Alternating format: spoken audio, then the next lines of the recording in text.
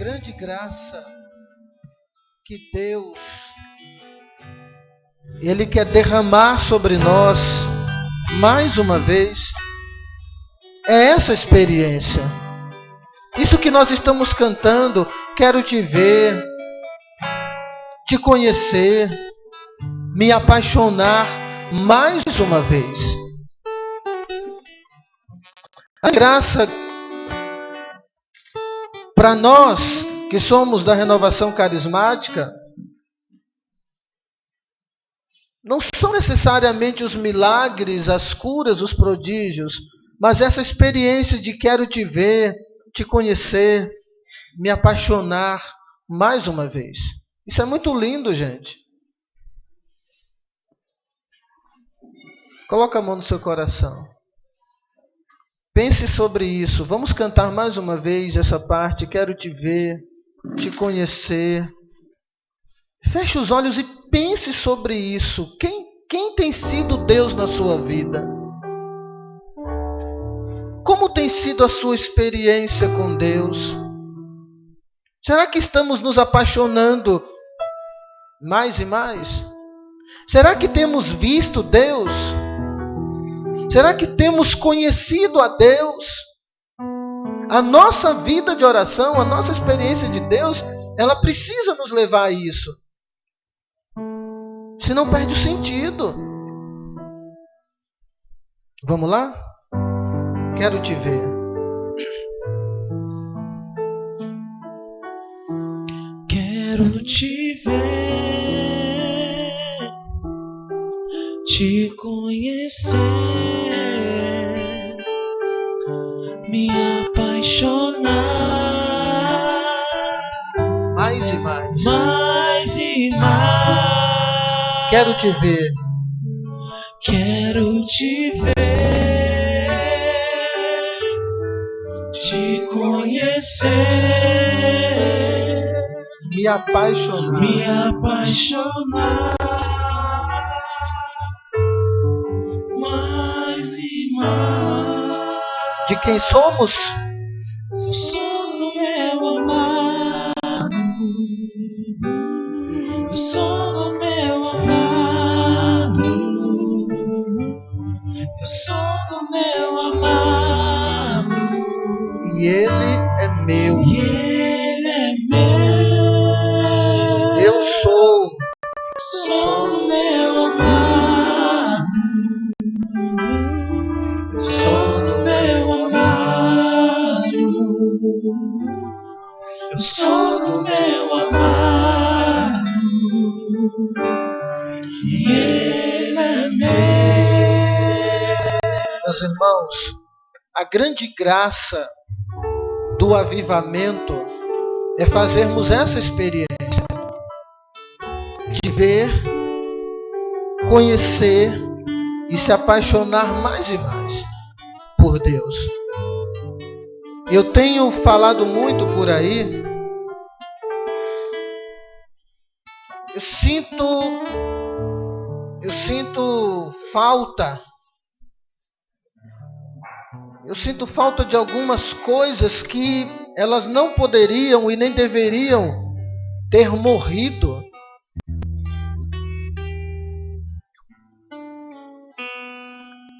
Nas nossas vidas.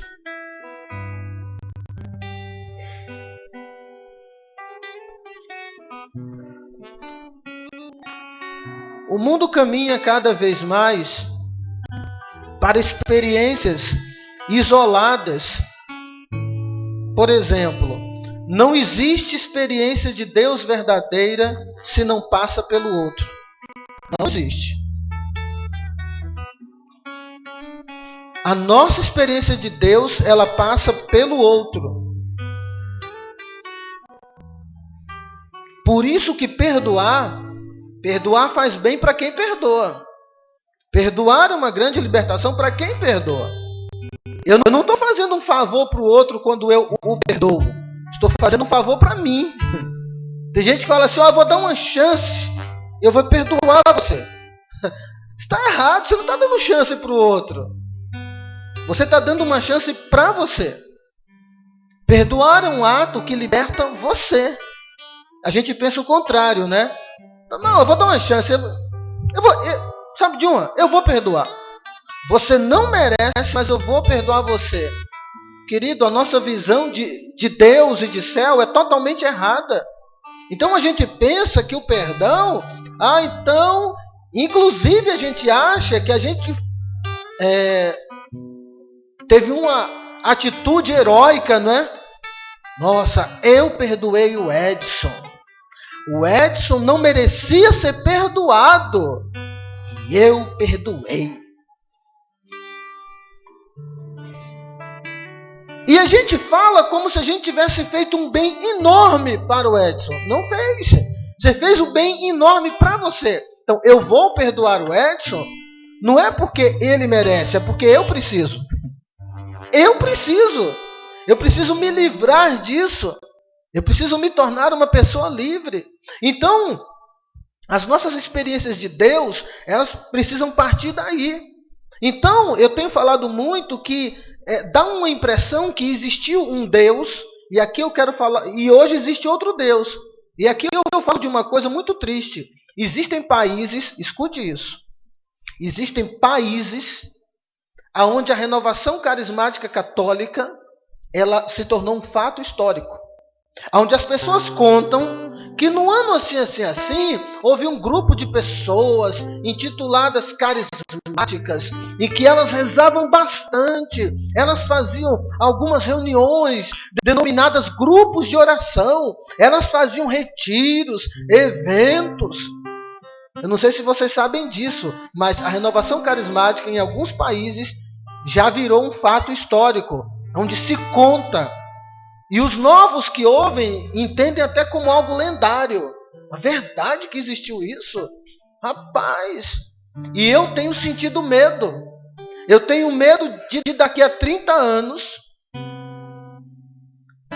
narrarem uma lenda, um fato histórico. Olha, realmente, lá em Figueira, nos dias 29 e 30, houve um avivamento. O Sadi era coordenador da diocese. Nossa! A gente rezou, aconteceram graças extraordinárias, aconteceram bênçãos. E de repente você contando, naquela época eu tinha 17 anos. Foi tão bom, rezamos. Nossa, tinha uma música que eu não lembro bem. Uma música que falava: eu sou do meu amado e ele é meu. Quem fez essa música foi um rapaz. Eu nem conheci ele. O tal de Hugo, da comunidade Colo de Deus, de Curitiba. E a gente conta isso como um fato histórico. Algo que aconteceu. Algo bonito. Existem fatos que aconteceram na renovação carismática e precisam continuar acontecendo. Por exemplo, estava me lembrando de um fato e que a gente precisaria ter coragem de fazer essas coisas hoje em dia de novo.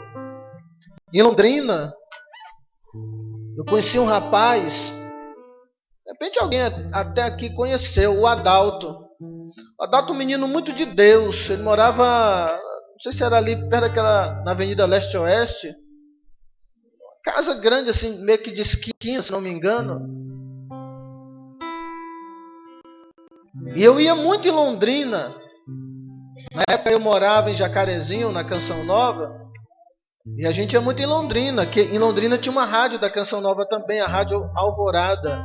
E às vezes eu ia pregar algum retiro e eu gostava muito de ir à casa do Adalto. O Adalto era uma figura, ele é uma figura muito engraçada. E ele fazia umas experiências de Deus muito interessantes. E ele me contando um dia, diz que um dia ele foi um amigo dormir na casa dele. Quando deu assim umas 3 horas da manhã, ele contando é muito engraçado. E ele contando bem assim: irmão, deu 3 horas da manhã, Deus me chamou. Olha que expressões bonitas que as pessoas usavam. Hoje em dia eu não tenho ouvido mais isso, sabe? Deus me chamou, Deus me falou, Deus me disse. E o Adalto me contando isso. Irmão, Deus me chamou 3 horas da manhã e disse: Adalto, vai para a rua. Ele contando. E aí ele disse que chamou um amigo dele e falou: irmão, o que é? Acorda que Deus está mandando a gente para a rua. São 3 horas da manhã, fazer o que na rua? Irmão, Deus está mandando ir para a rua, nós temos que ir para a rua. E foram para a rua. E orando em línguas. E ele dizia: ora irmão, que Deus quer falar. E os dois orando em línguas. E andaram. De repente, ele contando, gente. De repente, Deus me disse: irmão, para. E eu parei. E ficamos parados em pé, ali, simplesmente rezando. E de repente, irmão, Deus disse: silencia. E nós silenciamos. E ao longe escutamos uns passos. Toque, toque, toque, toque, toque, toque. Irmão, nós olhamos para trás e estava vindo uma mulher muito bonita, toda maquiada, uma roupa bonita, com um salto alto, enorme. Toque, toque, toque. E ele contando: irmão, nós viramos o rosto e continuamos orando. Quando aquela mulher estava chegando perto, Deus me disse: olha para ela e diz que eu a amo. E ele disse que quando os passos estavam chegando bem perto, ele virou e disse: Deus te ama! E botou o dedo na cara da mulher. Diz que a mulher olhou para ele e falou assim: prove que ele me ama. E aí, que situação, né? Ele disse: irmão, me estremeci todo. E comecei a pregar o querigma para ela. Falei que Deus amava, falei do pecado, falei da salvação. Enquanto eu ia falando, eu dizia: ora, irmão! E o outro ia orando em línguas. E aquela mulher que chorava. E nós pregamos a palavra para ela. O dia estava quase amanhecendo. Ele deu um abraço nela, deu tchau para ela e foi embora. De repente aquela mulher disse: ei, moço, volta aqui. E ele contando: eu voltei, irmão. E ela disse assim: eu não sei quem é você, nunca te vi. Mas você sabe para onde eu estava indo agora, nesse momento que você me parou aqui? E disse que Deus me amava. Ele disse: não, irmã, não sei. Aí ele contou: eu estava em casa dormindo, deu 3 horas da manhã, Deus me disse: levanta e vai para a rua e tal. Chamei meu amigo, nós fomos orando. E ela disse assim: pois é, então foi Deus que te mandou. E ela chorava. Ela disse assim: porque eu estava indo me suicidar, exatamente nesse horário.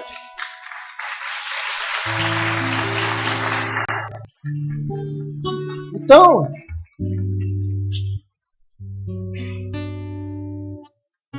só uma pessoa apaixonada por Deus, que quer ver Deus,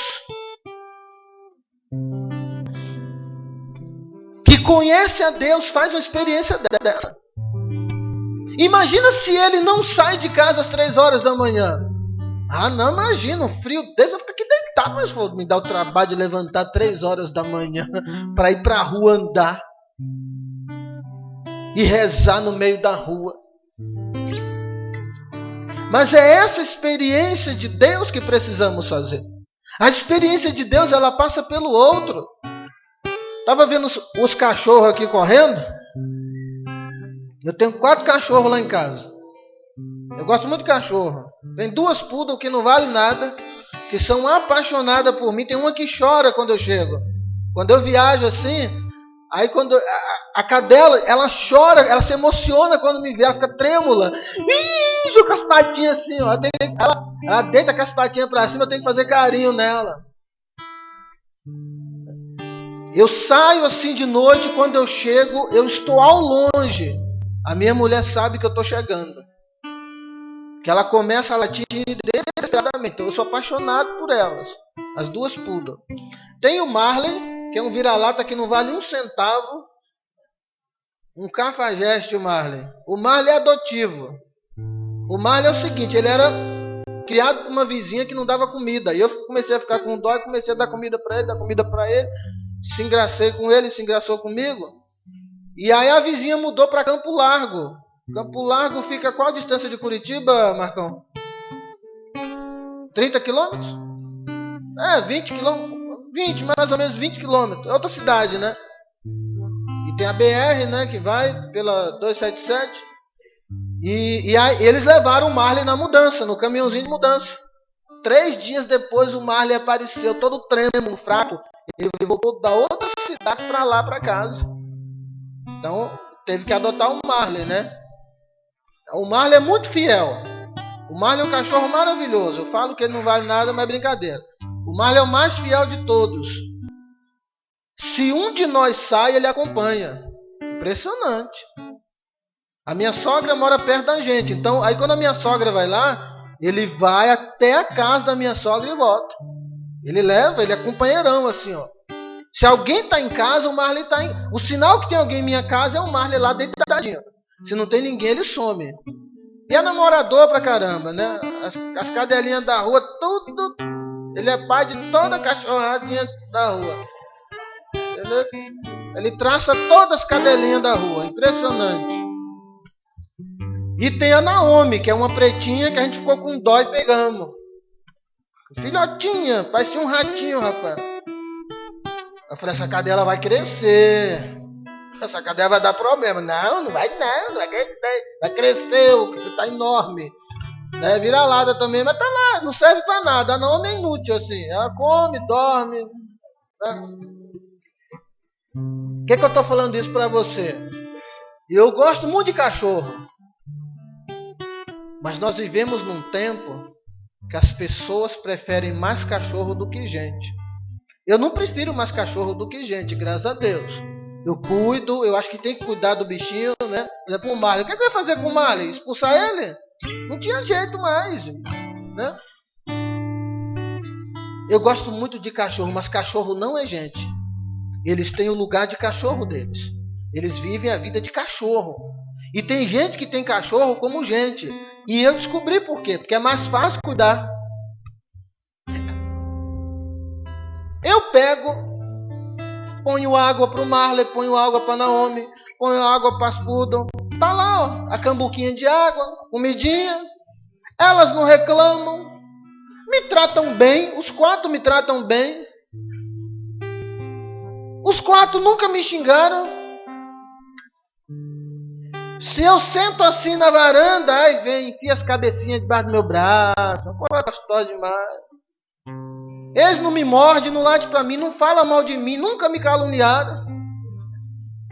Isso é uma bênção. Então nós vivemos num tempo que as pessoas preferem cachorro por isso, porque não querem compromisso com o ser humano, porque o ser humano ele vai te questionar. Tem gente que não quer ter filho por quê? Porque filho dá trabalho. O filho vai te questionar. O filho vai dar problema. O filho pergunta as coisas. Então é muito mais fácil ter cachorro do que ter filho. Lógico que é. Você gasta menos dinheiro com cachorro, porque com filho você vai gastar mais. O filho ele vai brigar com você, faz cara feia, faz birra, não faz tudo o que você quer. E o animalzinho, quando você está chateado, inclusive, você tranca ele. No máximo ele vai latir um pouquinho, mas vai ficar lá. Então vivemos numa época onde as pessoas não querem comprometimento com o outro. Não querem comprometimento com Deus e nem com o outro. Ora, esse meu amigo sair 3 horas da manhã caminhando.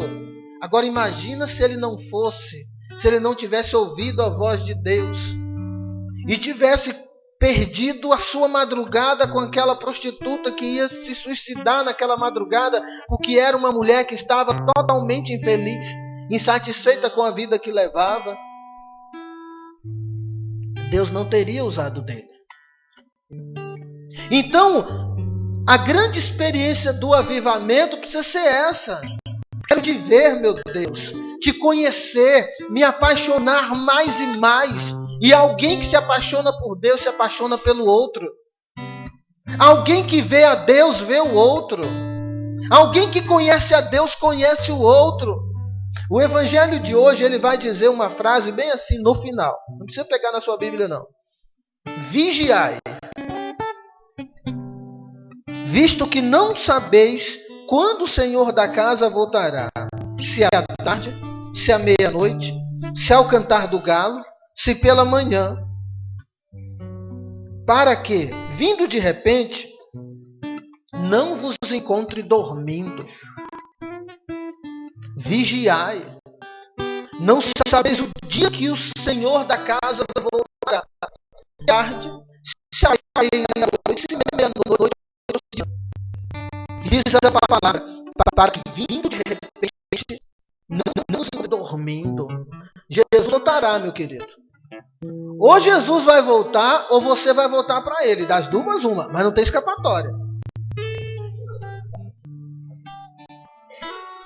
Nós não temos escapatória. Ou Jesus vai voltar, ou nós iremos para ele. A palavra de Deus e a igreja, ela nos garante a segunda vinda de Jesus.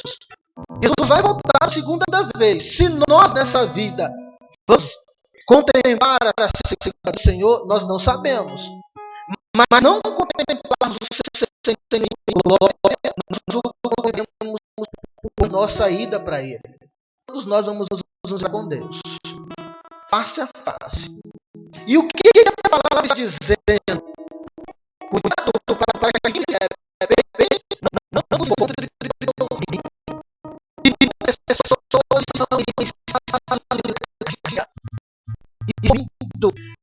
os que têm fé vão na igreja, pessoas em oração. Ora, a gente faz para coordenador de Curitiba. Segundo seguido. Em duas etapas. No segundo semestre, uma outra. Tem uma opção. E no existe uma senhora participando da Cacilda. Lá tinha de 90 anos. Vocês estão me entendendo? A idade da mulher? 94 anos. Ela não é coordenadora de oração, mas ela já foi coordenadora nos inícios da ação Curitiba, já foi coordenadora. Então, e ela quis, e claro que eu deixei. Ela pediu para ir lá fazer o retiro e ela fez o retiro. E depois de uma das pregações que eu fiz, falando sobre o perfil do coordenador do grupo de oração, como o coordenador deve se comportar e coisa e tal, a dona Cacilda levantou a sua mão e na simplicidade dela, ela disse assim: posso dar uma palavrinha? É um testemunho? Claro, dona Cacilda, por favor. O que ela contou? Ela disse bem assim, na maior simplicidade, na maior humildade. Ela disse: Edson, quando eu fui coordenadora de grupo de oração na paróquia tal, eu fazia diferente do que o pessoal faz hoje. Às vezes eu chegava no grupo atrasada de propósito. Eu chegava depois que a maioria já estava na igreja. Vai prestando atenção. Mas a gente tem que aprender com as pessoas de mais experiência. E ela disse assim: então, quando eu chegava no grupo de oração, às vezes estava todo mundo lá sentadinho e dizia a ela que naquela época não tinha música, outra coisa. Então todo mundo estava ali sentadinho esperando começar o grupo. Eu entrava de propósito atrasada, bem quietinha. Quando eu chegava na porta da igreja, eu começava a cantar. Quando eu cheguei aqui, meu Senhor já está. É uma música antiga, né? E ela fez quando eu cheguei aqui, Senhor já está. Ela disse: eu entrava na igreja cantando. Quando eu cheguei aqui, meu Senhor já estava. E o povo levantando, e todo mundo ia cantando comigo. E eu ia abraçando um, abraçava o outro, e eu já sabia o nome de um. E aqueles que eu não sabia o nome, eu abraçava e perguntava: tá tudo bem? E a família? E não sei o quê. ela dizia assim: hoje em dia eu não vejo isso acontecer nos grupos de oração. Uma simplicidade. Quando eu cheguei aqui, meu Senhor já estava. E olha a estratégia daquela mulher. Chegava atrasadinha de propósito, para pegar todo mundo de surpresa. E ela ia dizendo, o povo ia levantando, a gente ia cantando e já começava a oração. Não tinha esse negócio de ter que cantar isso, cantar aquilo, não, já ia rezando. E eu já ia impor na mão em um, e botava a mão na cabeça do outro. Era um que chorava, era um que repousava. E ali eu já abria a palavra e já pregava. Ou então o pregador já vinha junto. Não tinha muitas preocupações. Isso é ser apaixonado por Deus. Às vezes eu vejo que muitos grupos de oração, muitos ministérios se preocupam muito, mas muito de maneira exagerada. Eu vejo coordenador de grupo de oração num sofrimento enorme. Ai, porque o meu grupo não tem ministério de música, acho que eu vou fechar. Gente, a essência de um grupo não é ministério de música. Claro que é importante ter ministério de música, que bom se temos um ministério de música. E se o ministério de música é bom, melhor ainda. Mas a essência é Deus. Às vezes a gente se coloca num estado de sonolência, de dormência. Parece que não acreditamos mais nas maravilhas que Deus pode fazer. Não acreditamos mais nos prodígios que Deus pode fazer. Não acreditamos mais que Deus pode quebrar um coração endurecido de uma pessoa que não vem na igreja. De uma pessoa terrível. O padre Jonas conta um fato interessante. Houve na história da renovação carismática do Brasil, é uma pena que naquele tempo não tinha meio de comunicação, mas eu tive a graça de conhecer o Zé Pretinho. Não sei se você conheceu. O Zé Pretinho, um homem santo. Um homem que quando falava, o coração da gente estremecia. Um homem que quando botava a mão sobre a cabeça da gente para rezar, Deus revelava, dava até medo, eu tinha medo do Zé Pretinho rezar. Eu me lembro uma vez, aconteceu uma coisa comigo que ninguém sabia, eu caí da bicicleta quando era criança. Por conta disso eu tive um problema na virilha, que me dava umas dormência, adormecia tudo. E aí, o Zé Pretinho, fui lá para ele rezar por mim. Eu sentado, ele botou a mão na minha cabeça. Ô filho, bem assim, ô filho. Ele falava assim, né? Ô filho, você caiu da bicicleta, foi? E começou a contar. Ô filho, você tinha o quê? Você tinha 7, 8 anos, você caiu da bicicleta, não foi? Oh meu Deus, filho. E aí deu um negócio na sua virilha, não foi, filho? Que fica tudo dormente. Ninguém sabia. Até me arrepia quando eu lembro desse negócio. E ele começou a contar como. Gente, ele disse até a cor do short que eu estava.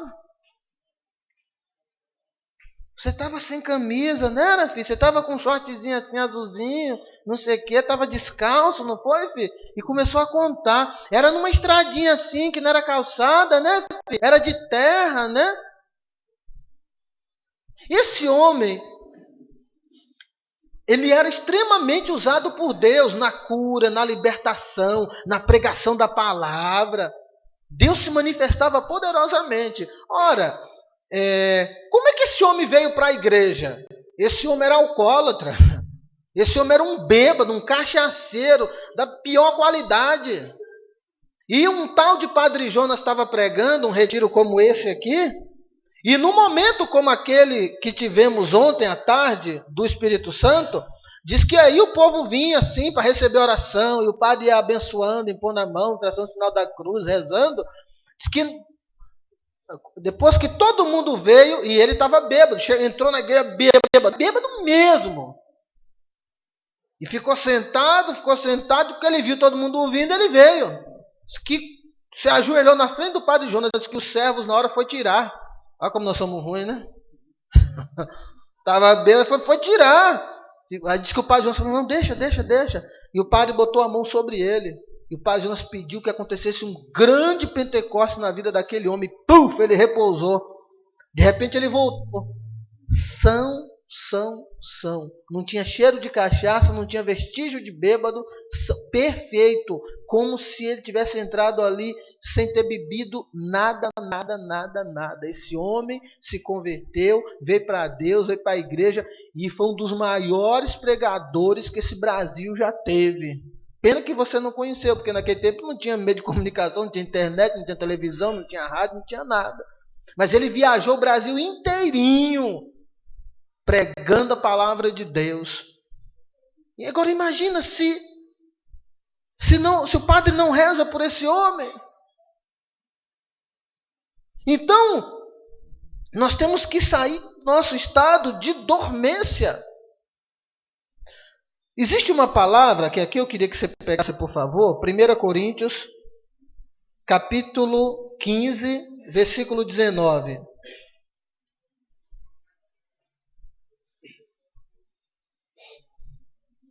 1 Coríntios 15, 19. Amém? Amém, misericórdia? Oh, Deus me acuda. 1 Coríntios 15, 19.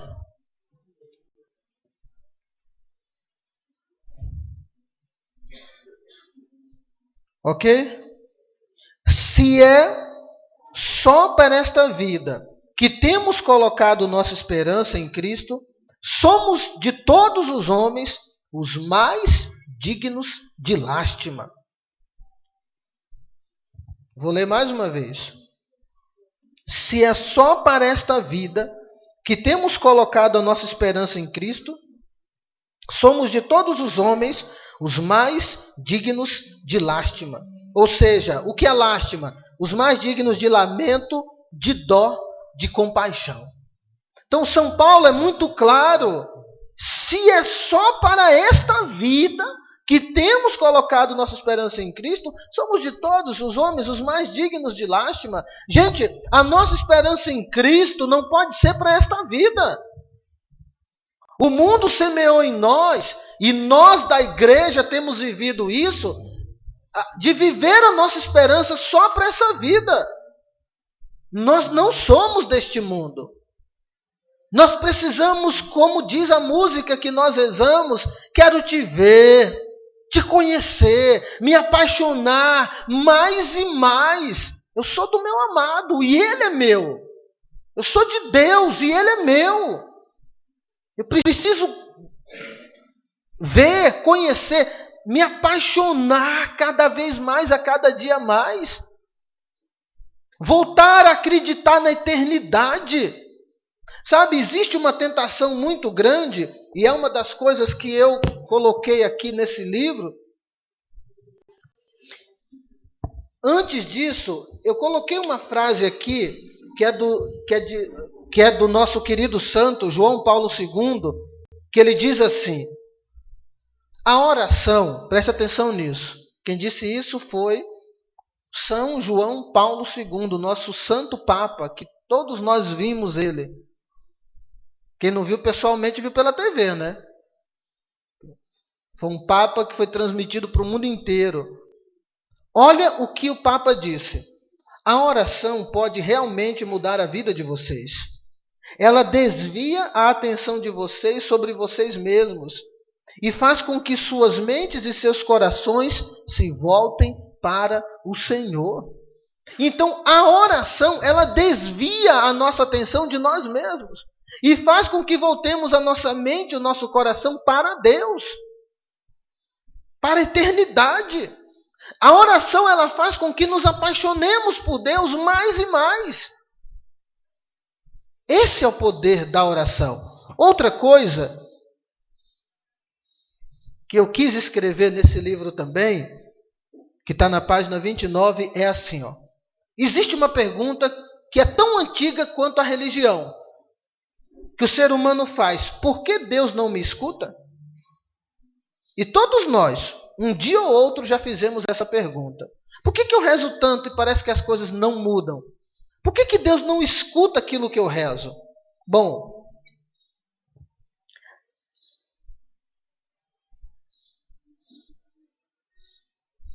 as pessoas se revoltam porque lhes custa crer que Deus as ame e que lhes queira bem. Não acreditam que o Senhor as ame o suficiente para atendê-las. Mas Deus nos ama e ama muito. Como diz o salmista, a palavra ainda não chegou em minha língua e o Senhor conhece.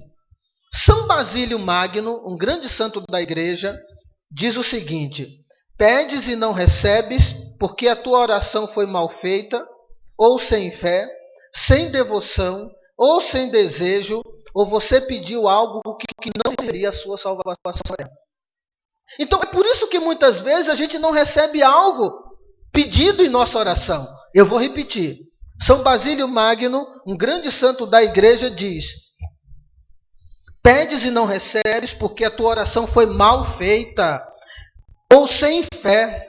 Gente, às vezes as nossas orações são muito mal feitas ou sem fé. A gente faz um pedido e age de forma contrária. O que é que eu contei ontem, quando o Padre Jonas rezou por mim, antes da minha cirurgia? Ele proclamou: esse tumor não é maligno, esse tumor é benigno, e ele está aí para a glória de Deus. Você está curado. No final, quando eu estava indo embora, vira e fala: pois é, se for maligno. E o padre ficou com a mão na vista, maligno.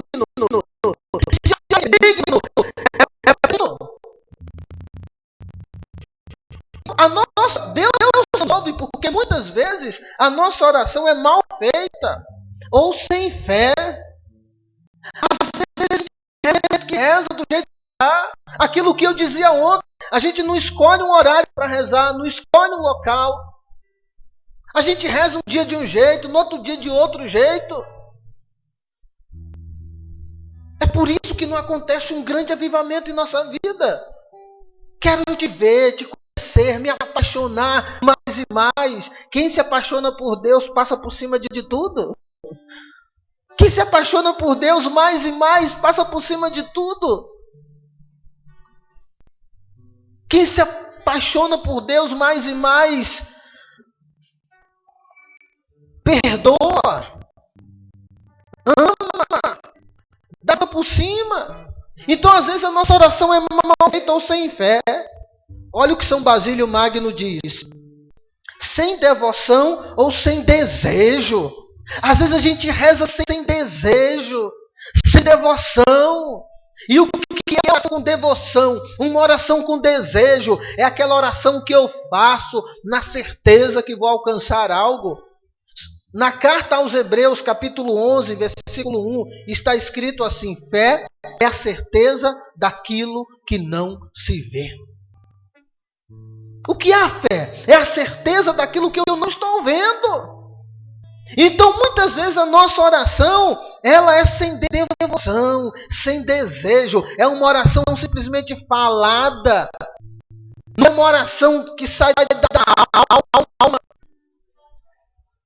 Não é uma oração que sai de um profundo de mudança, de uma certeza de uma intervenção divina. E se Deus não intervir do modo que eu quero, Deus vai intervir de outra forma, de algum jeito, em algum momento, em algum lugar. Dizem os estudiosos que Santa Mônica rezou 30 anos ou mais por Santo Agostinho.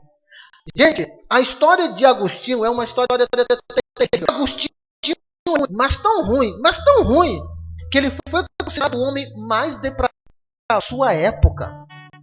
Agostinho não foi considerado o homem mais depravado da sua rua, nem do bairro, nem da cidade, foi da época. Imagina você, cara, ser considerado a pior pessoa da sua época. Não era a pior pessoa da sua cidade. Agostinho não tinha jeito. Diz a história que Mônica foi procurar o bispo Ambrósio, que virou Santo Ambrósio. E naquela conversa, ela desabafou, ela chorou e falou tudo sobre Agostinho. Gente, Agostinho era tão ruim, presta atenção nisso, que o bispo não tinha palavras para aconselhar aquela mãe. Sabe o que é que o bispo disse? Vá em paz, mulher. Imagina você se confessar com o padre e falar, e você não somente com o padre, com alguém. Você procura o coordenador, por exemplo, o Sadi. E você conta uma situação esperando que ele vai te dar uma palavra, ele olha para você depois de meia hora de conversa, depois de 1 hora, e diz assim, vai em paz. Você ia ficar contente? Claro que não. A gente espera uma resposta. Mas Agostinho era tão ruim que não tinha resposta. Mas aquele bispo, quando aquela mãe se levantou, ele disse algo muito precioso. Ele disse, vai em paz, mulher, mas eu te digo, é impossível que se perca um filho de tantas lágrimas.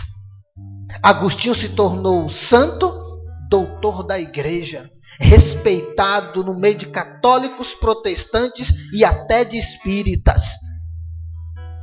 E por que Agostinho se tornou isso tudo? Agostinho se tornou isso tudo por causa das lágrimas da mãe. Mônica já não tinha força para rezar, ela só chorava. Era uma oração de devoção, uma oração de desejo. Aquele choro de mãe era um choro de quem não estava amargurada, era um choro de quem estava sofrendo, mas na expectativa da intervenção divina. Era um choro de quem se apaixonava cada dia mais por Deus.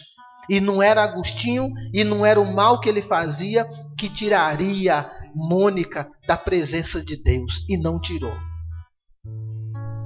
Então, São Basílio Magno ele vai dizer, sem devoção ou sem desejo, ou porque existe algo que não se referia à tua salvação eterna, ou pediste sem perseverança.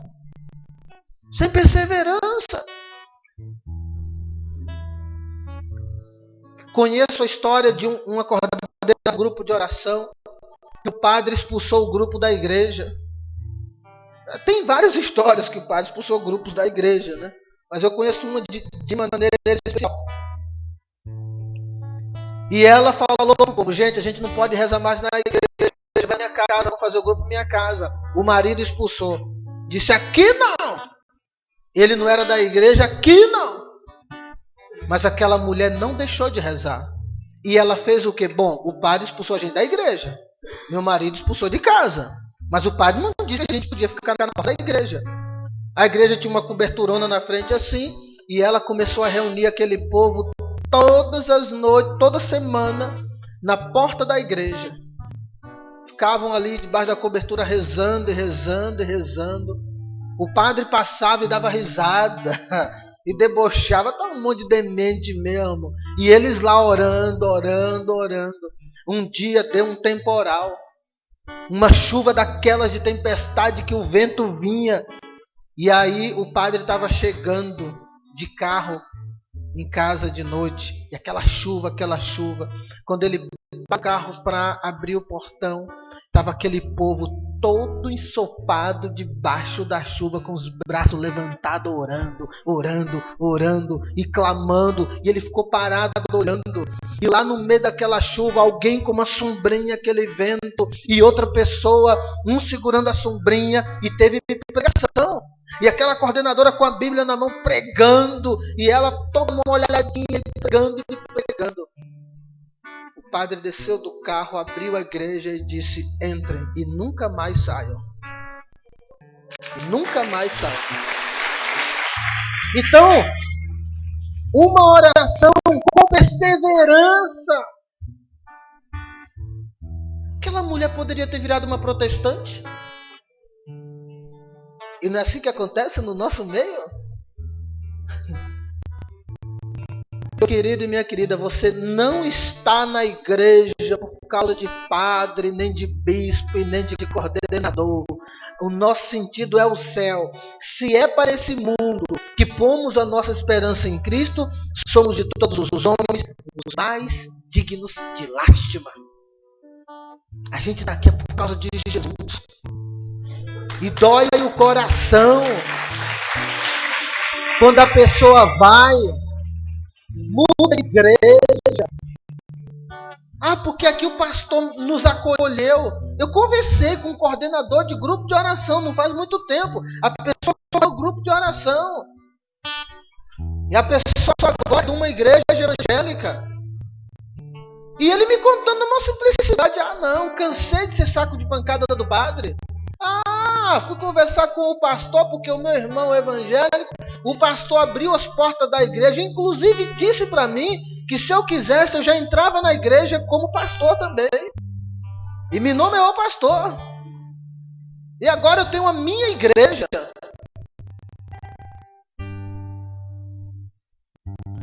Uma sem perseverança. E por que eu e você precisamos passar por tudo isso? Você pode estar se questionando, né? Eu sou obrigado a passar por... Eu sou saco de pancada agora. Não, querido. Por quê? Porque o sentido da nossa vida é o céu. Se é por essa vida que temos colocado nossa esperança no Cristo, somos de todos os homens os mais dignos de estima. É porque nós não somos daqui. Nós somos do céu. O nosso sentido é o céu.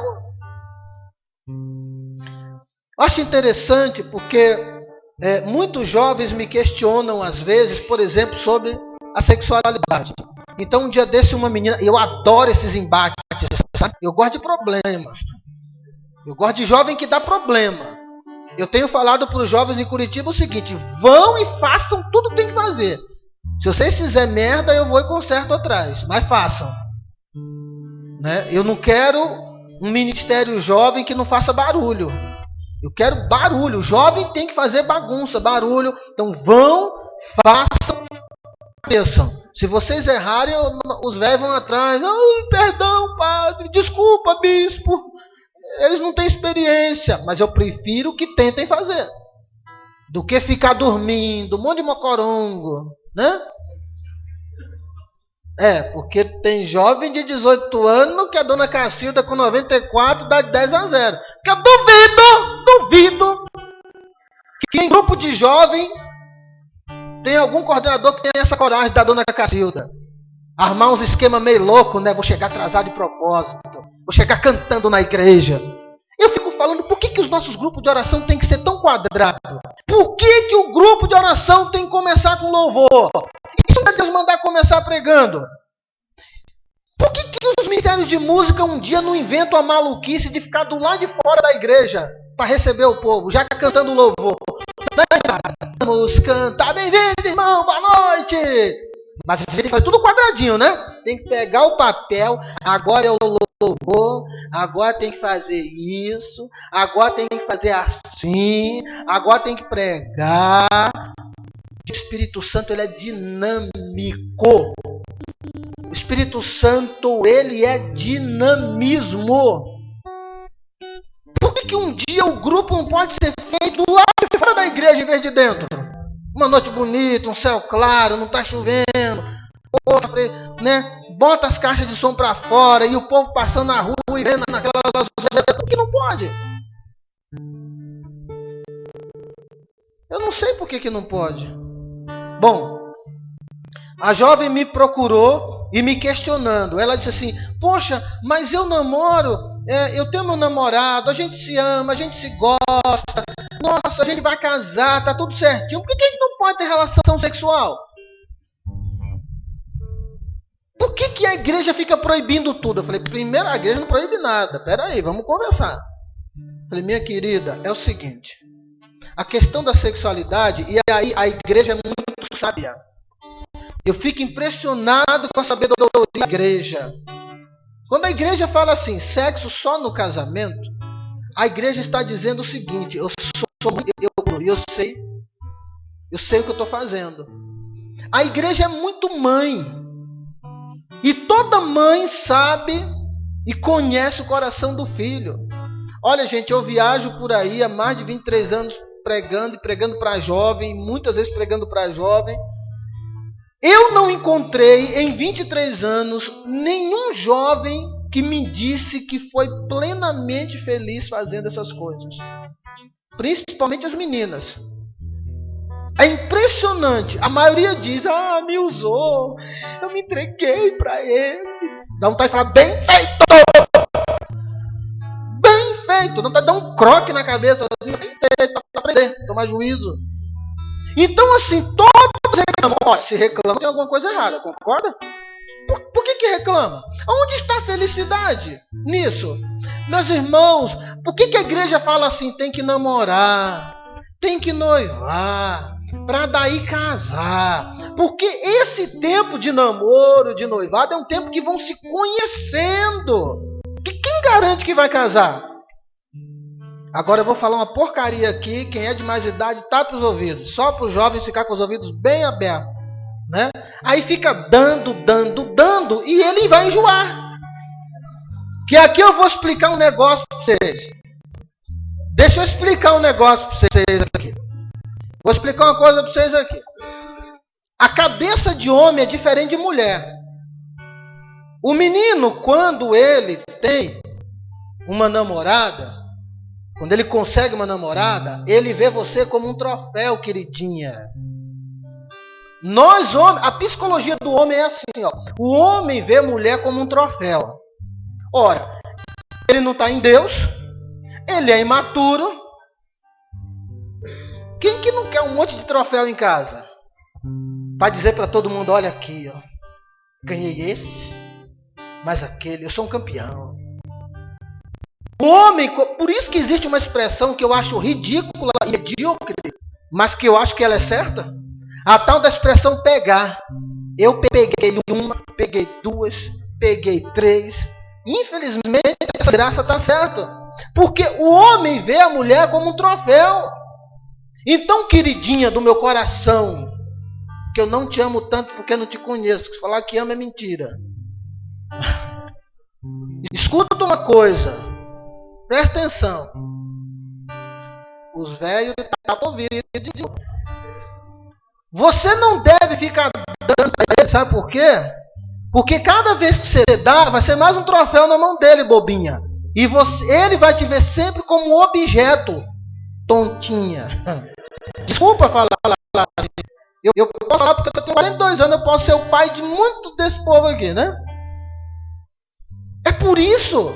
Eu falo isso para minha filha direto. Sabe, você vai ser só mais um troféu, querida. É assim que funciona a cabeça de homem. Eu sou homem, eu estou falando como homem, tá? Eu sou homem. É claro que um homem de Deus não vai pensar assim. Então a igreja, na sua sabedoria, diz, olha, vamos criar maturidade. Namora um pouco. Noiva um pouco. Se for isso, casa. Como é que a menina vê o namoradinho que ela conseguiu? Ela vê como um mimo, uma dádiva de Deus. Oh, Deus me abençoou com o namorado. Eu recebo. A mulher, ela vê o homem como uma dádiva. Uma dádiva do céu. E ainda que ela não seja de Deus, ela não é do céu, é o meu homem. Por que mulher é mais cuidadosa? Vocês já repararam? Mulher é mais cuidadosa. E mulher já nasce cuidadosa. Por que as meninas brincam com a bonequinha? Hoje em dia não brinca com laptop, né? Isso está errado, né? A menina com a bonequinha, ela penteia o cabelo, ela põe roupa, não sei. Então, está na essência. Então, jovens meus queridos, presta atenção. Então, quando a igreja diz o sexo fora do casamento está errado, a igreja está dizendo, isso não vai te fazer bem, vai te prejudicar. Querido, isso é psicologia. Sabe? Então, e aí tem muitos jovens que acham, nossa, a igreja é retrógrada, os carismáticos são exagerados, fica pegando no pé, fica enchendo o saco. O corpo é meu, eu mando. Primeiro que não é seu não, viu, querido? A palavra de Deus, ela vai dizer que nós somos templos do Espírito Santo. E o Espírito de Deus habita em nós. Eu não sei porque que eu falei isso, deve ter endereço certo, não é esse o assunto. Não estava no script. Bom, continuando, eu adoro quando Deus abre esses parênteses assim, né? É que deve ter um endereço bem certeiro para cair, né? Deve ter caído na cabeça bem oquinha, né? Mas já preencheu, não dê risada, já preencheu. Tô brincando. Então, existe uma máxima do latim que diz assim: o Veja bem, antes disso, o fato da nossa oração não ser atendida imediatamente não quer dizer que Deus nos tenha esquecido. Quem nele espera não se decepciona. Há uma máxima do latim que diz o seguinte: que nós mali mala mali petimus. É uma frase do latim. Então, no latim está escrito que nós mali mala mali petimus. O que significa isso? Isso significa que nós, sendo maus, pedimos coisas más de forma má. Explico. Nós, sendo maus, tem gente que é mau. Atendi uma mulher um dia, isso é muito engraçado, mas é verdade.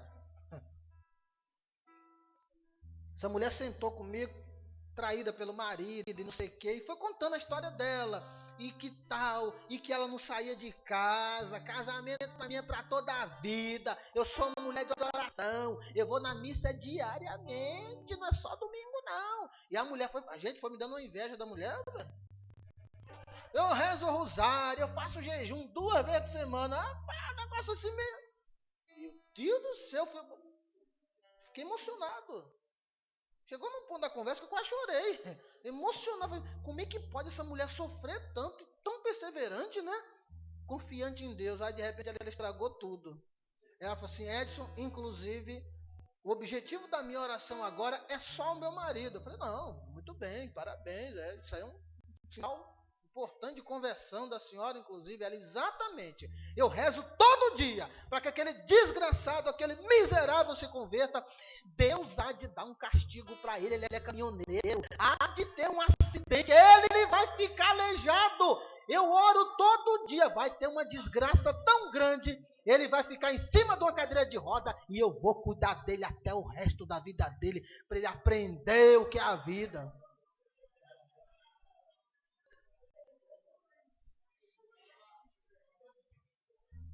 Bom, eu fui ponderado com os palavrões que ela falou, que eu não vou repetir aqui. Veja, você acha que Deus vai ouvir um negócio desse? Então veja, nós sendo maus, pedimos coisas más de forma má. Eu não sou contra cerco de Jericó. Não sou contra. Eu sou a favor de novena, eu gosto de tudo isso. Mas eu fico vendo que mesmo na renovação carismática existem pessoas supersticiosas. Uma fé supersticiosa. Então tem gente que tem que ter o cerco de Jericó. Se não tiver, meu Deus do céu, o cerco de Jericó não funciona. Será que Deus atende só no cerco de Jericó? Então, às vezes, a nossa oração não é atendida porque a gente pede de forma má, de forma errada, de forma inconveniente. A gente muitas vezes acha que Deus tem a obrigação de nos atender, porque afinal de contas eu sou carismático, eu rezo tanto e eu faço tanto. A nossa oração se torna egoísta. A nossa oração, a nossa experiência de Deus precisa nos levar a nos apaixonar.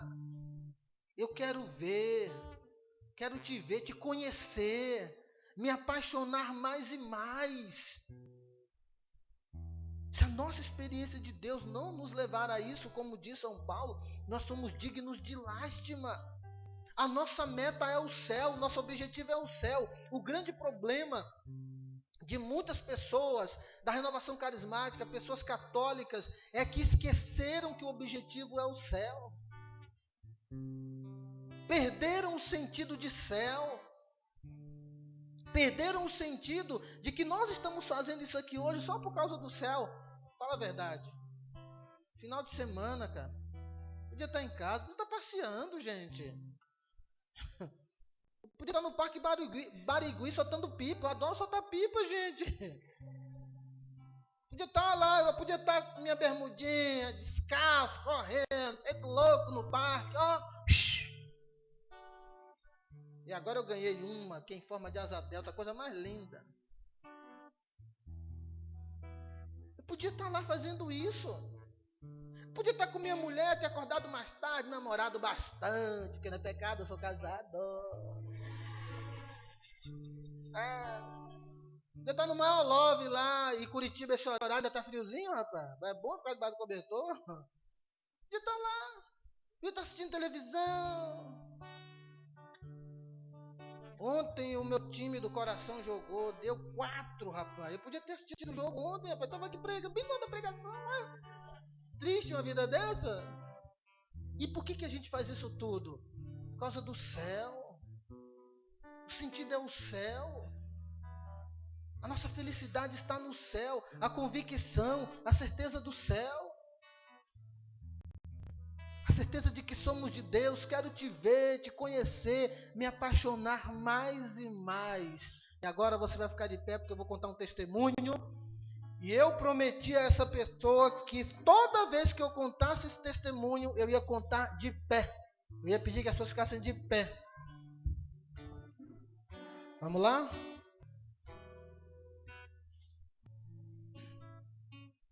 Eu tenho uma amiga que faleceu há acho que 10 meses fez agora. Está no céu há 10 meses. Eu não gosto de falar que ela faleceu. Eu gosto de falar que ela mudou de localidade. O endereço dela é outro, é o céu. O nome dela é Mari. A Mari foi para o céu com 63 anos, se não me engano.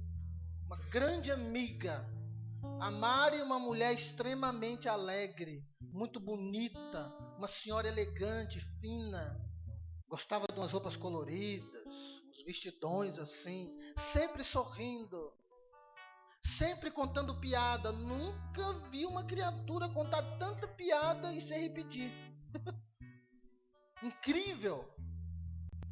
Alguns detalhes da vida da Mari. Marido do seu Sérgio. Mas eu nunca vi um homem igual aquele. Cara, ele fuma sem parar. Eu ia pra casa deles na praia às vezes, e o seu Sérgio, ele é assim, ó.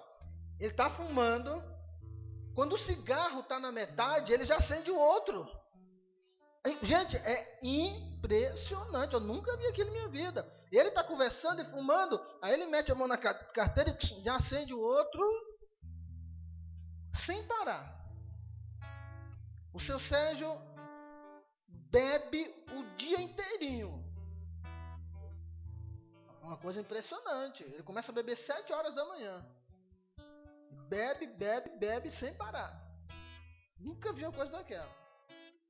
E a Mari sempre feliz. A Mari brigou contra um câncer durante 18 anos. 18 anos. E o tempo foi passando, né? Vou fazer um resumo aqui. O câncer foi se agravando. A Mari teve que rapar a cabeça, né? Os cabelos caíram, ficou carequinha. Aí, no dia que eu me encontrei com ela, que ela estava bem carequinha, aí foi interessante aquela experiência, porque eu cheguei na casa dela e ela estava toda bonitona assim, sabe? Com roupa toda maquiada, bem normal assim, toda carequinha. Ela falou, você viu que eu perdi todos os cabelos? Eu falei, eu vi. Ah, mas tá bonita, bonitona, você é muito bonita. E realmente. E ficamos conversando e tal. Isso não abalou a Mari. Mari rezava muito. Uma mulher de muita fé. Nunca perdeu sua confiança em Deus, nunca. Aí passou mais um tempo, o câncer foi se agravando, foi para os ossos, ela teve que ir para a cadeira de roda. Lembro que a primeira vez que eu a encontrei de cadeira de roda, cheguei na casa dela, eu falei, e aí? Ela estava com muita dor. Ela falou, tá vendo que agora eu dirijo? Brincando com a cadeira de roda dela. E ela com muita dor, e ela gemia assim, de vez em quando ela... Aí eu cheguei no ouvido dela bem, eu tipo assim, tá doendo, não tá? Ela falou, muito. E depois daquele muito, ela já tirou uma piada. Tá brincando e contando piada. Eu falei, mulher, você não existe. Ela falou assim, você acha que esse danado vai me derrotar? O câncer, né? A Mari foi internada muitas vezes. Às vezes ela ficava no hospital um mês inteiro.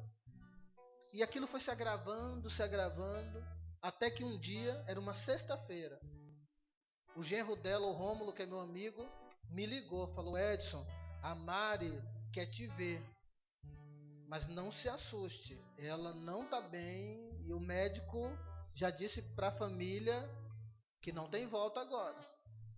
Que é uma questão de horas a vida dela. Só que eu tinha um compromisso. Falei, olha, Rômulo, eu vou para um grupo e eu saio do grupo e vou para o hospital. Cheguei no hospital, meu Deus, já tinha passado a hora de visita, né? Apesar que estava em apartamento. E como o caso dela era grave, aí o segurança lá, né, eu cheguei e tal. Cheio de lábia. Falei, então eu vim aqui para visitar. Já cheguei falando, falei, boa noite, tudo bem, rapaz? Como é que tá o cabeça sem graça? Desse tamanho, tudo bem. Eu apertei a mão, ele nem me deu a mão. Eu, tudo bem, o senhor? Eu, não, tudo bem, então eu vim visitar uma pessoa, beleza? É o apartamento tal. E fui entrando, né? Deu de louco, né? Ele, opa, como assim vai entrar? Passou de visita. Eu falei, veja bem, eu preciso visitar essa pessoa, ela tá com câncer, é a dona Mari. Ele falou, o senhor não tá entendendo, o senhor não vai entrar. O senhor não vai entrar porque passou da hora e eu não tenho autorização para deixar ninguém entrar. Eu falei assim, rapaz, eu preciso entrar. E fiquei conversando, argumentei, meu Deus do céu. Aí na última eu tive que partir pro teatro, né? Eu sempre tinha uma coisa muito teatral comigo. Não sei porque que eu não fiz teatro, eu devia ser artista. Bom, dizem que baiano não nasce, baiano estreia, né? De alguma forma. Cheguei pro segurança e falei assim, ó. Só que eu não menti, né? Falei a verdade. Disse, meu amigo, é o seguinte. Essa mulher que tá aí, ela vai morrer hoje.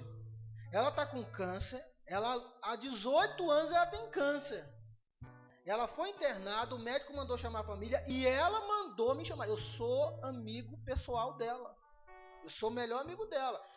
Então tudo bem. Tudo bem, fica tranquilo. Eu tô indo embora. Ela vai morrer hoje. E eu doido pra dizer entra, né? E eu fazia assim, eu tô indo embora. E ele não falava, então, eu tô indo embora. Veja bem. Ela vai morrer. Rapaz, aí voltei, falei assim, eu falei, a última agora, não tem mais jeito. Eu falei assim, é o seguinte. É o último desejo dela. Mas se você não quer atender o último desejo de uma mulher que está com câncer há 18 anos, que vai morrer hoje, é com você e Deus, tá, amigo? Fica com Deus, que Deus te abençoe. Aí eu fiz assim. Quando eu fiz assim, eu senti uma mãozona. O cara tá nas minhas costas, assim, ó. O cara quase me levantou. Entre. Você tem 10 minutos. Eu estou marcando a partir de agora. Se você não descer em 10 minutos, eu lhe tiro a tapa. E eu falei, tá bom. Corri, eu entrei correndo.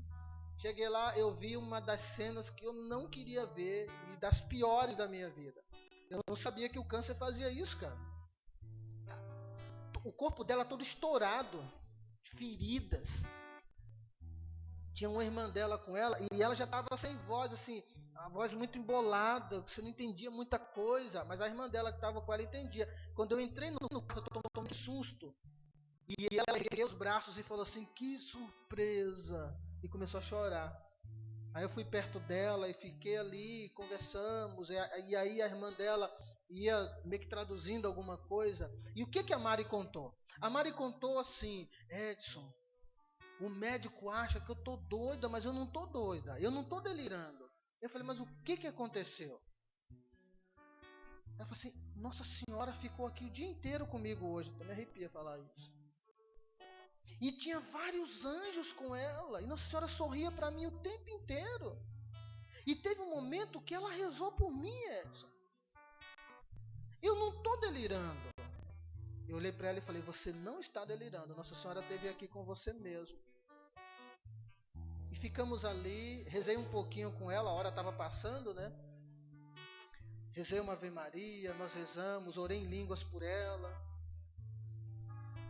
Aí eu cheguei no ouvido dela e disse assim, Mari, você sabe que você vai para o céu, não sabe? Ela chorando assim, ela falou, eu sei.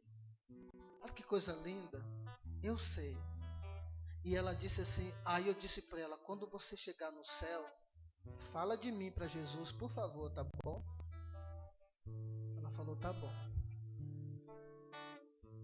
Eu vou falar. Aí eu saí. Rezamos, eu saí. E eu nem tinha me lembrado que era sexta-feira e já ia virar sábado, né?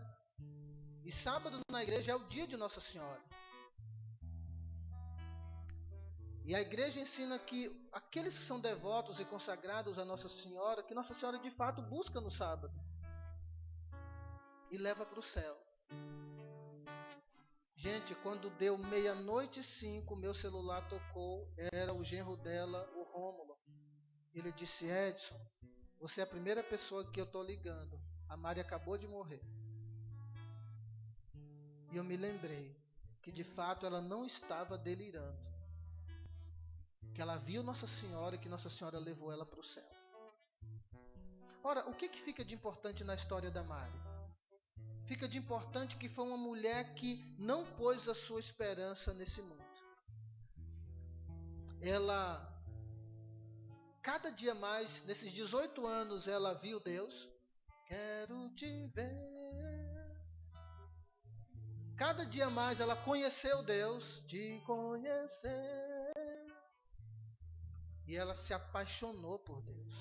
Me apaixonar mais e mais. Ela foi uma mulher apaixonada por Deus.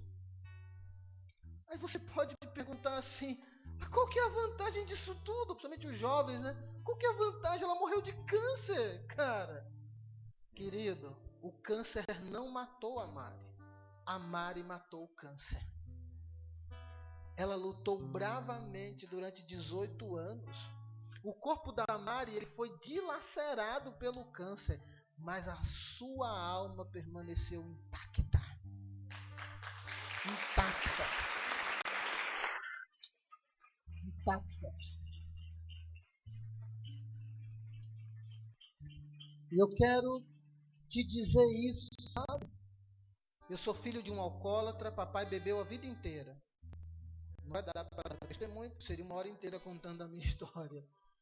Mas papai morreu por causa da bebida e nós sofremos muito a vida inteira por causa da bebedeira do meu pai. Meu pai saía de casa sexta-feira, voltava domingo, segunda. E eu fui descobrindo ao longo da minha vida algo muito precioso. Nesse mundo tudo tem força. A bebida do meu pai teve força. O câncer que a Mari lutou com 18 anos teve força. E realmente, querido, nesse mundo tudo tem força, mas só Jesus tem o poder. E poder de dar sentido à nossa vida. E poder de fazer com que nós, carismáticos, estejamos aqui muito mais do que atrás de dons e carismas e ministério e coordenações. O sentido do céu. Como disse São Paulo. Se é só para esta vida que temos colocado nossa esperança em Cristo, somos de todos os mais dignos de nós. Tudo que a gente faz tem que ter o sentido do céu. A sua saúde, querido jovem, tem que ser feliz, alegre. Se não orar assim, não é pecado não orar. Mas tudo tem seu tempo, tudo tem seu momento. Não é pecado você fazer festa, você se divertir, mas contanto que você saiba como se divertir, como fazer festa. Eu, por exemplo, eu acho que não tem coisas que não é questão religiosa, sabe? Por exemplo, eu jamais dançaria a minha mão na boca da garrafa, porque eu acho que é ridículo. Eu jamais cantaria uma música se fosse mulher dizendo chorra. É ridículo. Não é por causa... eu sou da igreja, eu não canto essas coisas. Não é porque eu sou da igreja, é porque eu sou inteligente. Eu não assisto novela, sabe por quê? Em lugar nenhum está escrito que é pecado, concorda? Desculpa o que eu vou falar aqui. Irmão, se você assiste, me perdoe o que eu vou falar. Não fique chateado comigo. Eu não assisto porque eu sou inteligente. Porque a mesma novela que mostra... essa novela está mostrando a luta contra o preconceito. Olha a Rede Globo. Que bênção de novela. A mesma novela vai mostrar um homem beijando outro homem, mulher com outra mulher. E assim por diante acontece. A mesma novela diz que o bem convive com o mal. Isso não existe. Ou você é do bem, ou você é do mal. Ou você é do certo, ou você é do errado. Tem coisa que não é religião. Tem coisa que é inteligência. É decência. É você olhar para você e falar: eu não mereço isso, eu mereço coisa muito melhor. Eu mereço como o céu. É só isso que eu mereço. Só isso.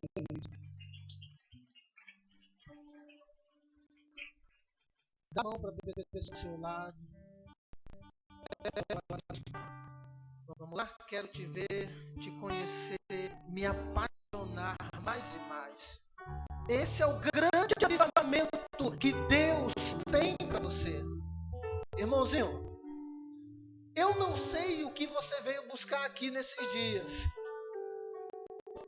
Eu não sei se você veio aqui buscar: eu quero descobrir qual é o meu ministério, eu quero cantar melhor, eu quero ter dom de cura, eu quero orar, eu quero fazer milagre. Irmão, o grande avivamento que Deus quer fazer na sua vida é isso aqui que nós vamos cantar. Vamos lá? Quero te ver? Escuta, não cante ainda, só eles. Escute. Quero te ver,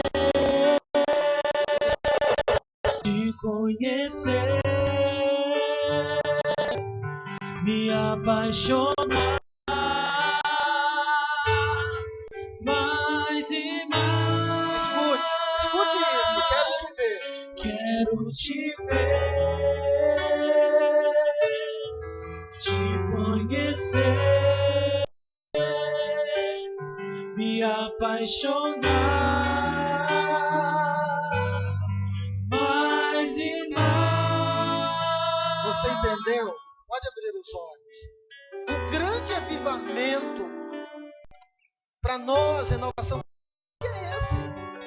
É ver Deus, conhecer a Deus, se apaixonar mais e mais por Deus. Justamente porque, se é só para essa vida que temos colocado nossa esperança em Cristo, nós somos de todos os homens os mais dignos de lástima. Por que a Mari sempre sorria? Por que a Mari nunca reclamava? Por que a Mari nunca disse que Deus a abandonou? Ora, um dia desse eu conversei com uma pessoa revoltada com Deus, carismático, renovação carismática, pregador da palavra. E a revolta desse irmão era: por que Deus levou a minha mãe? Por que minha mãe teve um câncer? Por que minha mãe morreu? Um dia desse encontrei uma mulher também da igreja, ministra da Eucaristia, uma pessoa de Deus. Eu tive vontade de rir. Ela estava amargurada com Deus porque ela rezou tanto pela mãe dela. A mãe dela foi internada, estava doentinha, com 98 anos. E ela estava revoltada com Deus. Gente, uma pessoa viver 98 anos, claro, ninguém quer que ninguém morra.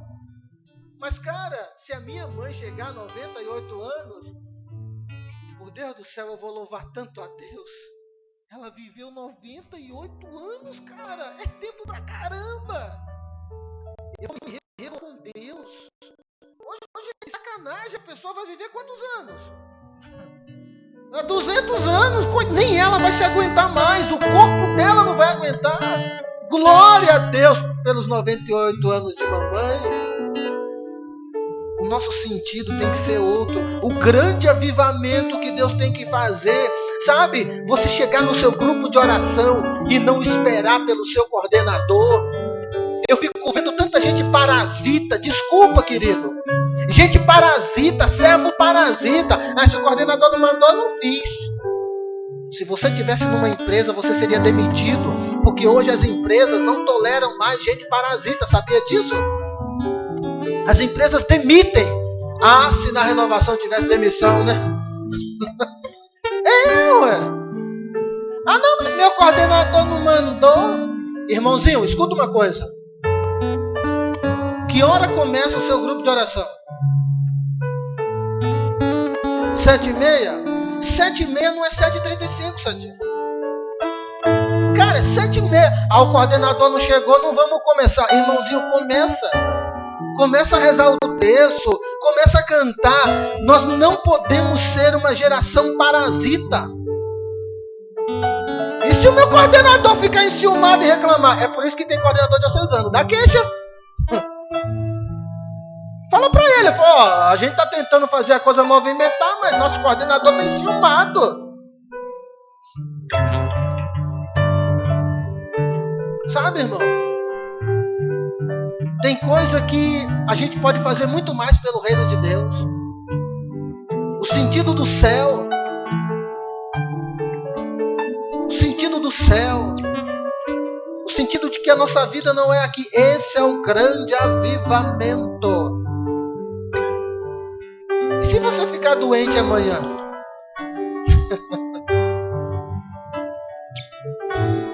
Deus quer fazer muito na nossa vida. Cante agora, junto. Quero te ver. Quero te ver, te conhecer, me apaixonar mais e mais. Quero te ver, te conhecer,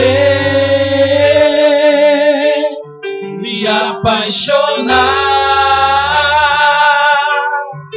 mais e mais. Eu sou do meu amado. Eu sou do meu amado. Ergue a mão do seu irmão. Eu sou do meu amado. Eu sou do meu amado. E ele é meu. Eu sou do meu amado. Eu sou do meu amado. Eu sou do meu amado. Ele é meu. Quero te ver, te conhecer, me apaixonar mais e mais. Quero te ver, te conhecer, me apaixonar mais e mais. Eu sou do meu amado. Eu sou do meu amado. Eu sou do meu amado. E ele é meu. Eu sou do meu amado. Eu sou do meu amado. Eu sou do meu amado.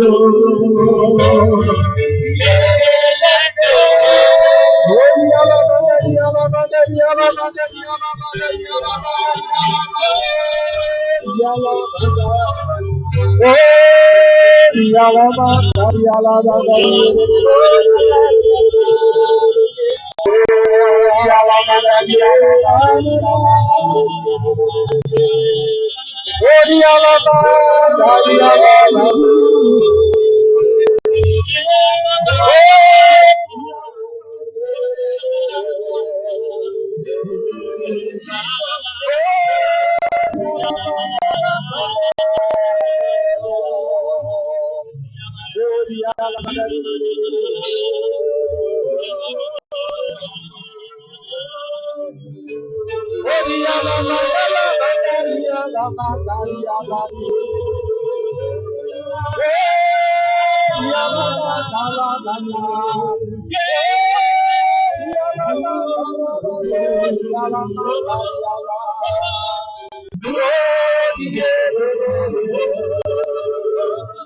Quero te ver, te conhecer.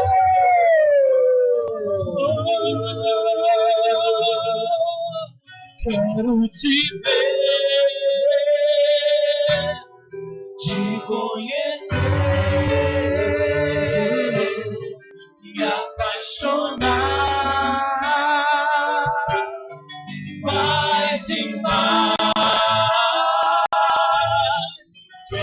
te ver, te conhecer, me apaixonar mais e mais. Eu estava lembrando. Pode continuar de mão dada.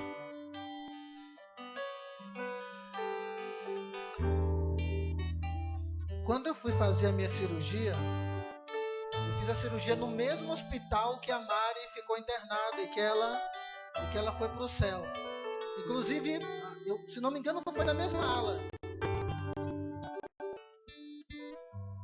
E é interessante. Quando a pessoa é apaixonada por Deus, ela modifica a vida dos outros sem falar nada. Quando eu entrei no hospital e que eu fui para o centro cirúrgico, eu me lembro que eu lembrei muito da Mari. E eu disse para Jesus, eu falei, Senhor, eu quero ter a mesma coragem da Mari. E se for para eu ir embora, que eu vá feliz como a Mari foi. Você está entendendo? Nada justifica. Você pode estar com um câncer em cima de uma cama. Se você for apaixonado por Deus, você leva a Deus. E por que a gente não leva a Deus em muitos lugares? Por que nós, Renovação Carismática, que temos o fogo do Espírito, que deveríamos e precisaríamos ser apaixonados por Deus, não temos o poder de convencer as pessoas a vir para a igreja, a terem um sentido novo para a vida? Isso pode acontecer. Eu tenho certeza que eu não tive medo também por causa da Mari. Uma mulher que poderia ter encerrado a vida dela com depressão, né? A depressão profunda, largada. Morreu sorrindo, cheia de dores, na morfina, que a dor era muito grande, e mesmo assim sentindo dor. Morreu sorrindo, contando piada e acreditando que ia para o céu. Ela viu, ela conheceu, ela se apaixonou. Acabou. Isso basta. Peça para Deus agora a graça de se apaixonar também. Bem devagar. Faz uma oração devagar, com calma, entendendo o que você está rezando. Se você tem passado por sofrimentos na sua família, ou no próprio grupo de oração, seja lá onde for, vai dizendo, meu Deus, nada disso pode me abalar. Eu quero continuar apaixonado por Ti. Apaixonado. Entregue a Ti. A minha experiência contigo precisa me tornar uma pessoa apaixonada. Apaixonada por Ti. Totalmente apaixonada. A minha oração precisa ter um sentido novo, meu Deus. Um sentido do céu. Uma oração apaixonada. Eu preciso rezar porque eu sou apaixonado.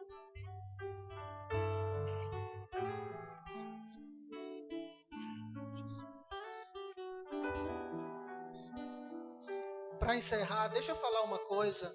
Quando a gente é apaixonado, a gente fica abobado, né? Dá presente, se perfuma todo, põe a melhor roupa. Quem é apaixonado faz maluquice, não faz? Alguém aqui já fez alguma loucura por paixão? Eu já fiz. Eu me lembro da minha primeira paixão, professora Simone. Eu era apaixonado por aquela mulher. Meu Deus do céu. Aonde ela estava, eu aparecia. Ela, você aqui, Edson? Eu pensei, professora. Eu seguia ela, gente. Eu era apaixonado por ela. Nada. Onde a professora Simone ia, eu ia. Pensou se a gente fosse por Deus, né? Onde Deus está, eu tô. Sou apaixonado. Se perfumar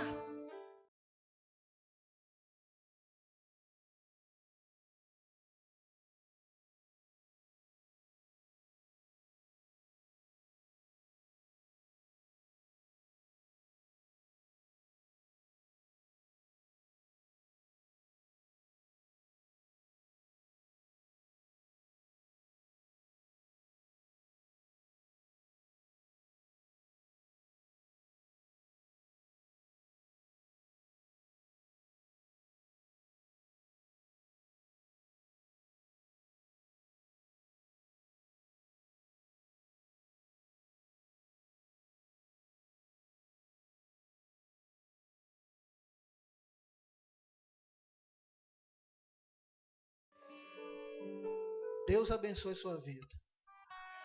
Deus abençoe os seus propósitos, os seus sonhos. Em nome do Pai, do Filho e do Espírito Santo. Amém. Como eu falei ontem, as pregações todas estão sendo gravadas. Alguém ontem falou assim, mas já tem as de ontem, daqui a pouquinho vai ter essa de hoje. Importante para você ouvir de novo, levar para alguém, não é? Aquilo que eu falei ontem desse livro, o objetivo dele não é ganhar dinheiro. O objetivo dele é levar essa experiência de apaixonar-se por Deus, né? E se você tem condições, compre e leve para alguém, para que essa pessoa se apaixone por Deus, se apaixone por esse Deus maravilhoso. Amém? Quero te ver, te conhecer, me apaixonar mais e mais. Quero te ver, te conhecer, me apaixonar mais e mais. Sou meu amado, eu sou o meu amado, eu sou o meu amado, e ele é meu. Eu sou o meu amado, eu sou o meu amado, eu sou o meu amado, e ele é meu. Te vejo. Quero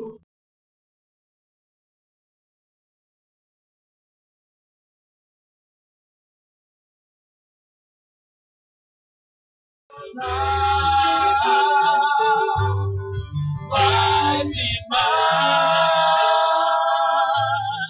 Quero te ver, te conhecer,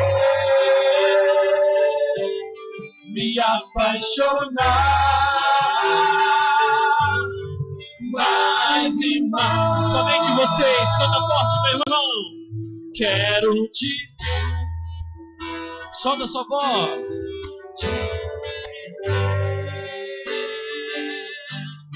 Me apaixonar mais e mais. Mais uma vez para terminar. Quero te ver, te conhecer, me apaixonar mais e mais.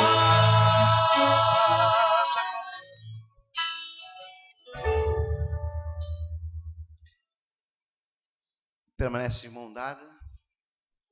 Permanece de mão dada. O grande